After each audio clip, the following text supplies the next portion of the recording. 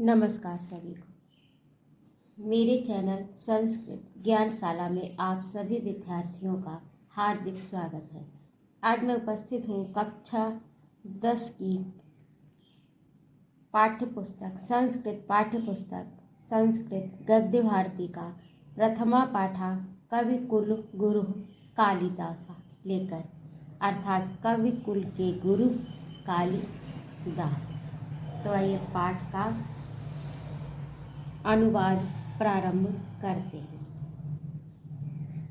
महाकवि कालिदासा संस्कृत कवि नाम मुकुटमणि अस्ति।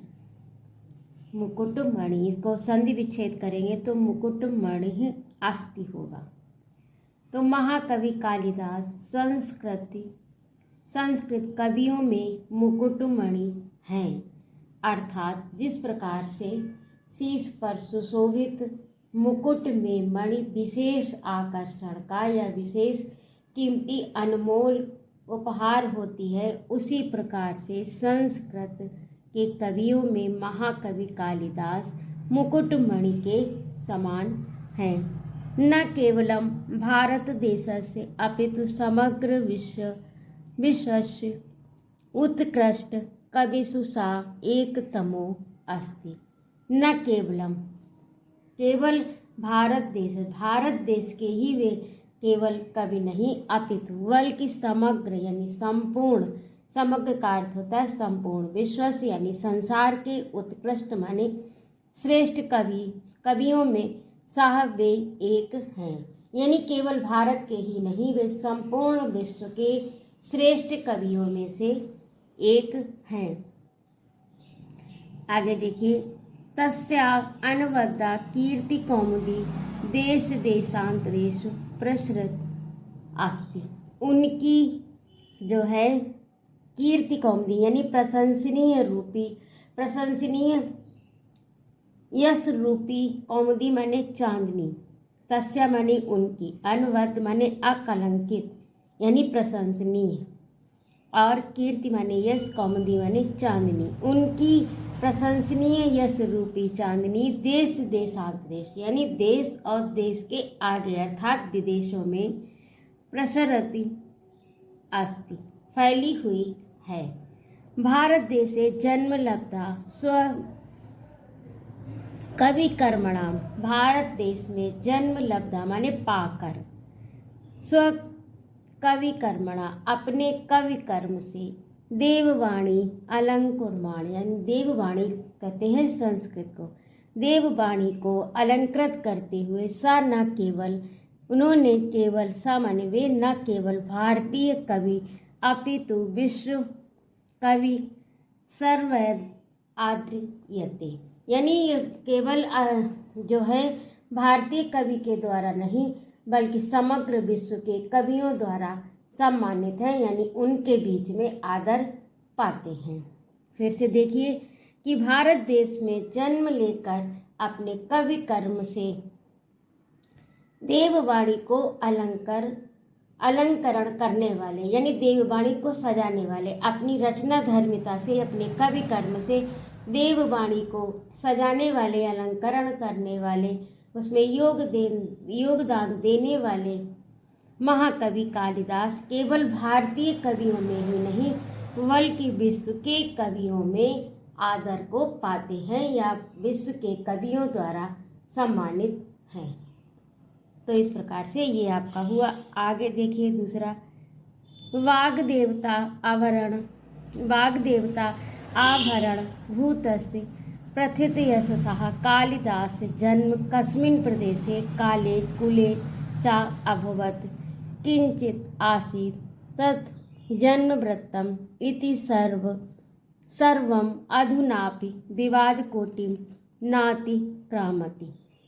अब देखिए लंबा सेंटेंस है, इसका थोड़ा थोड़ा करके देखिए। वाग्देवता यानी वाग्देवता वाणी, सरस्वती के आभरण यानी आभूषण, भूतस्य स्वरूप, माँ वाणी के आभूषण स्वरूप, प्रथित यशसा यानी प्रसिद्ध यश को प्राप्त कालिदास का जन्म कस्मिन प्रदेश है, कस्मिन माने किस प्रदेश में, काले माने किस काल में, कुले माने किस कुल में, च अभवत हुआ था, किंचित आसीत तत् जन्म वृत्तम उनके जन्म के बारे में, इति सर्वम अधुनापि ये सभी लोगों के लिए आज भी विवाद कोटि नाति क्रामति, यानी उसने विवाद कोटि का की सीमा का उल्लंघन नहीं कर पाया, अर्थात विवाद की कोटि में है।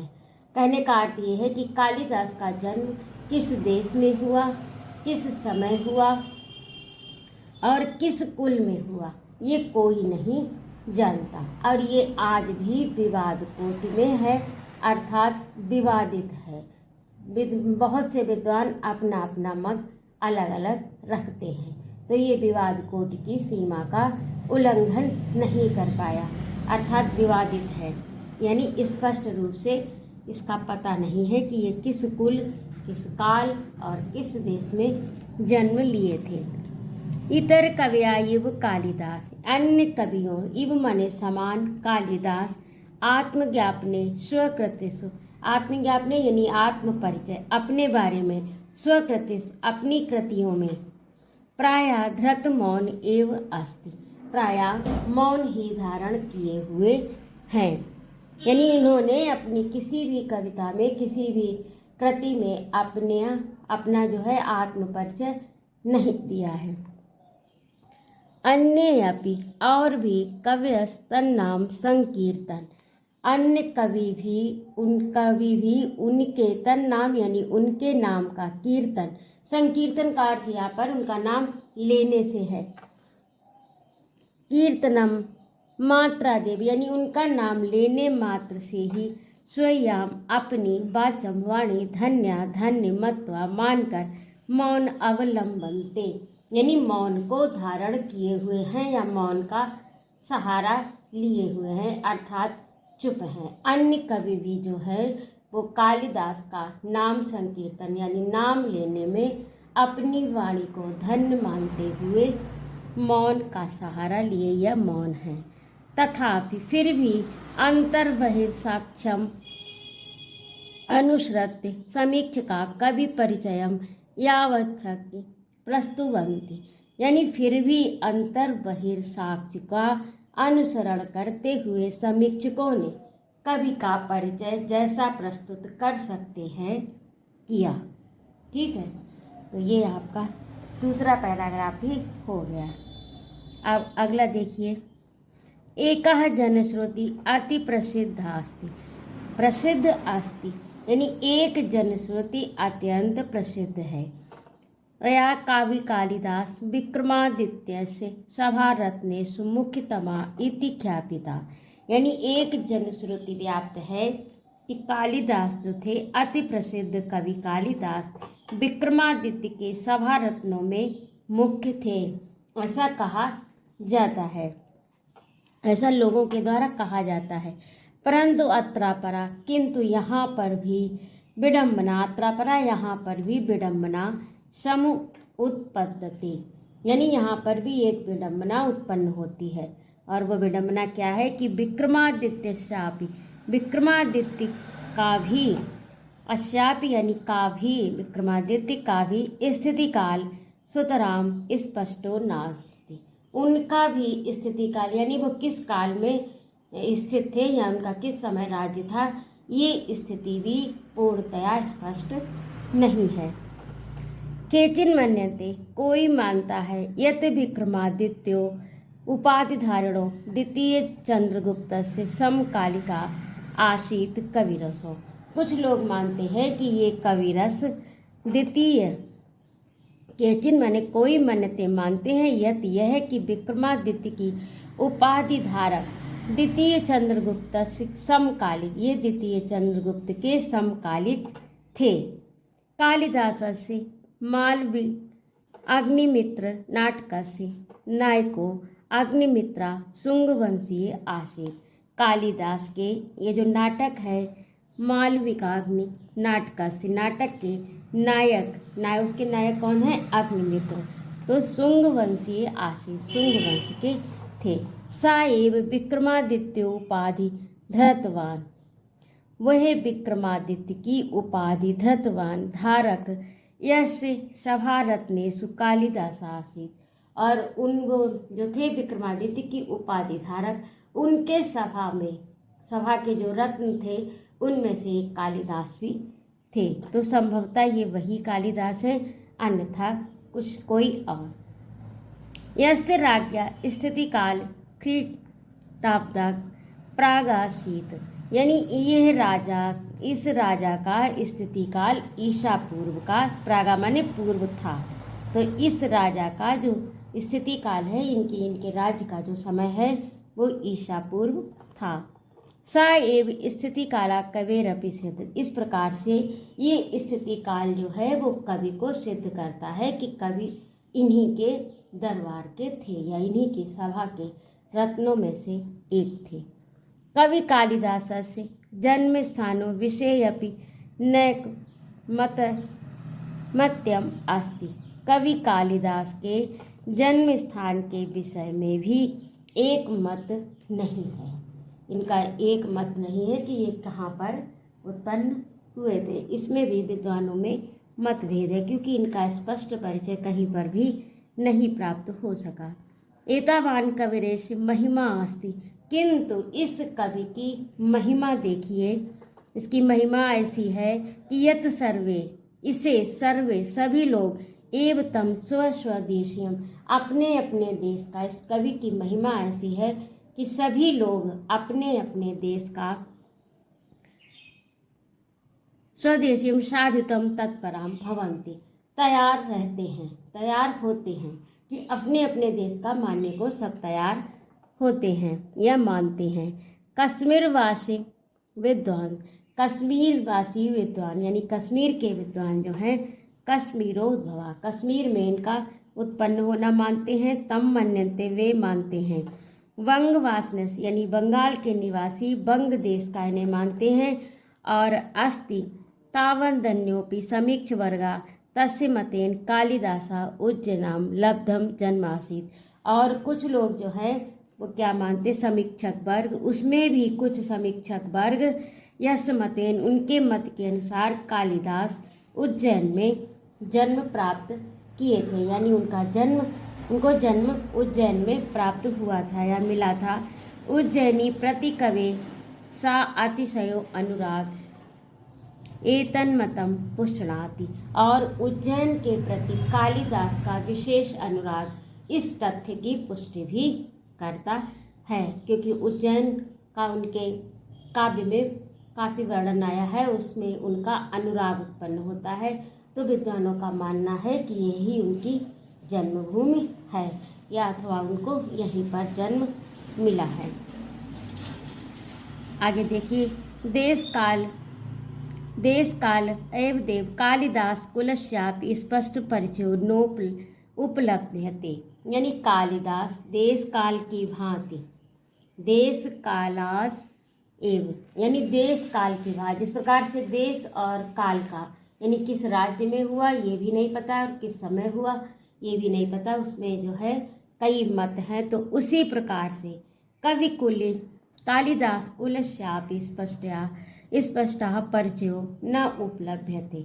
इनके कुल का भी परिचय स्पष्ट रूप से प्राप्त नहीं है कि ये किस कुल में इनको जन्म मिला था।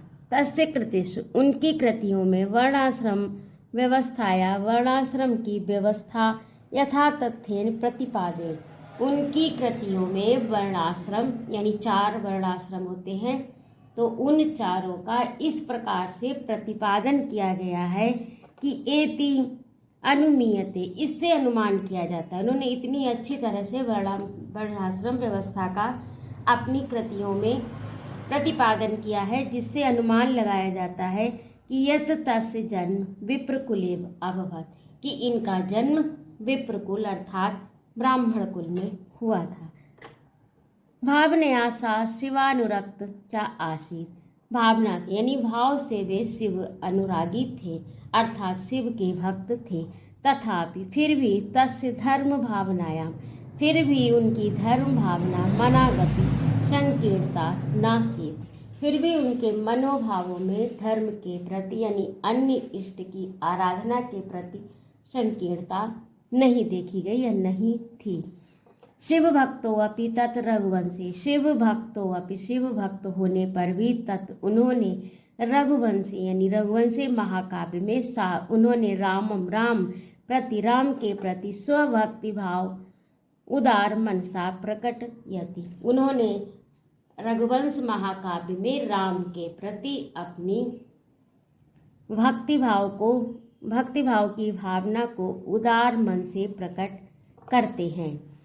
कालिदास से जीवन वृत्तम, कालिदास का जीवन वृत्त यानी जीवन वृत्तांत, उनका जीवन परिचय। सर्वथा अज्ञानांधकाराम आच्छन्नम अस्ति, कालिदास का जीवन पूर्णतया अज्ञान के अंधकार से ढका हुआ है, अर्थात किसी को नहीं मालूम कि वो किस काल, किस समय, किस देश काल परिस्थिति और किस कुल में उत्पन्न हुए थे, ये आज तक स्पष्ट रूप से जाना नहीं जा सका, यानी अज्ञान के अंधकार में है, ज्ञान में नहीं आया, अर्थात जानकारी में नहीं आया। तद विषय का अनेका जनश्रुति, उनके विषय में अनेकों जनश्रुतियाँ हैं, यानी संसार में उनके लिए बहुत सी बातें कही जाती है। लब्ध प्रसरा संति किंतु ता सर्वा ईर्ष्या कलुष कषाय चित्ता नाम कल्पना प्रवाह, किंतु ये जो उनके विषय में जनश्रुतियाँ प्राप्त होती है, ये कलुष हृदय ईर्ष्याण और कलुष हृदय के, कलुष चित्त वाले लोगों का या कलुष हृदय वाले लोगों की कल्पना प्रवाह, अर्थात मात्र कल्पना है, इसके अतिरिक्त और कुछ नहीं। एवं अतएव सर्वथा चिंत्यासन, अर्थात सर्वथा ये चिंता का विषय है। जो उनके बारे में जनश्रुतियाँ उपलब्ध हैं ये चिंतनीय है और ये केवल कलुषित हृदय वालों की कल्पना मात्र है और कुछ भी नहीं। अब आगे देखिए, कालिदास से नवोन उन्मेष शालिन्या प्रज्ञाया उन्मीलनम तस्य कृतिस्नास न अस्ति इति कस्यचित् सुधया परोक्षम, कालिदास की नवोन यानी नई नई उन्मेष, नई नई खोज यानी नई नई उत्पन्न, शालिन्या यानी कल्पनाएं उनका। अब यहाँ पर अर्थ इसका ये है कि जैसे उन्होंने जो काव्य लिखा है उसमें कई प्रतीक उपमा रूपक का नया उन्मेष किया है, नई खोज की है, जैसा अन्य कवियों ने नहीं लिखा वैसा कवि कालिदास ने लिखा है, यानी अन्य कवियों से हटकर सुंदर सा इन्होंने अपने काव्य में निर्माण किया है। काव्य जो शिल्प होता है इनका वो सबसे उत्कृष्ट और सबसे निराला बिल्कुल अलग है, तो उसी के लिए कहा गया है कि नवोन्मेष, नई नई कल्पनाशीलता, उनकी नई नई कल्पनाशीलता, नया नया शिल्प खोज, यानी जो उन्होंने शिल्प कला, शिल्प काव्य शिल्प का जो प्रयोग किया है वो बिल्कुल नवीन है, अन्य कवियों से हटकर। उन्होंने किसी का अनुसरण नहीं किया बल्कि एक अपने काव्य शिल्प का नया संसार बनाया है। प्रज्ञाया और उनकी इतनी प्रखर बुद्धि उन्मीलनम विकसित तस्य कृतिषु नास्ति, और उनके में जो ये कल्पना और शिल्प का जो विकास हुआ है, नई खोज हुई है, जो नया विकास हुआ है उनकी कृतियों में तो न अस्तित्व नहीं है, किसी भी विद्वान के लिए ये परोक्ष रूप से नहीं यानी छिपा हुआ नहीं है, प्रत्यक्ष सामने है। उनकी कल्पनाशीलता, उनका काव्य शिल्प की जो खोज है, एक जो नया निर्माण है, वो किसी भी विद्वान से छिपा नहीं है, परोक्ष यानी परोक्ष रूप से नहीं है, प्रत्यक्ष रूप से सामने है।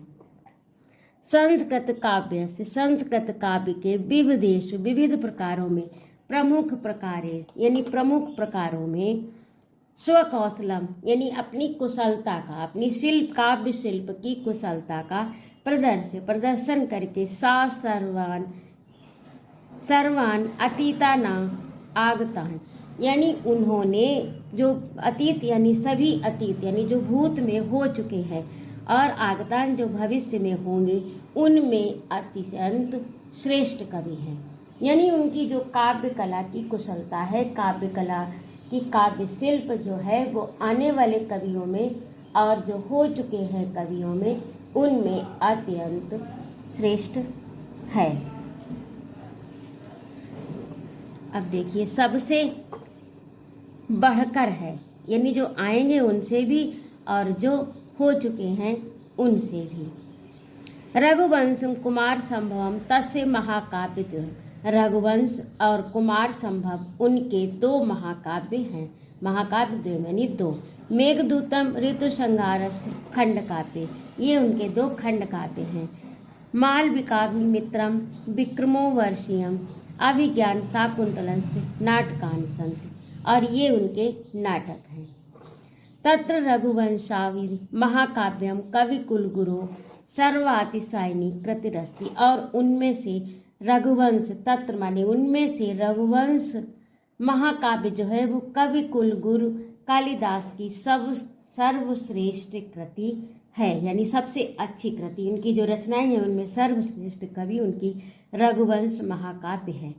अस्मिन् महाकाव्य, इस महाकाव्य में दिलीप से दिलीप आरभ्य अग्निवर्ण पर्यंत तक इक्ष्वाकु वंश अवतंस संभूता नाम, इसमें अवतरित यानी उत्पन्न हुए सभी महानुभावों, नृपति नाम सभी राजाओं, यानी सभी जो महान नृपति इस वंश में, इक्ष्वाकु वंश में उत्पन्न हुए, अवदान निरूपणम अस्ति, उनका जो है अवदान का निरूपण किया गया है इस कृति में। अब आगे देखिए, एकोनविंशति सर्गात्मक इदम महाकाव्यम। एकोनविंशति यानी 1 और 19 सर्गों का ये महाकाव्य, एकोनविंशति महाकाव्यम श्रमणीय सर्वाधिपादका यति सचेतसा, यानी 19 सर्गों का ये महाकाव्य जो कालिदास का है वो सर्वश्रेष्ठ उनकी कृति है। तो आज के लिए इतना ही।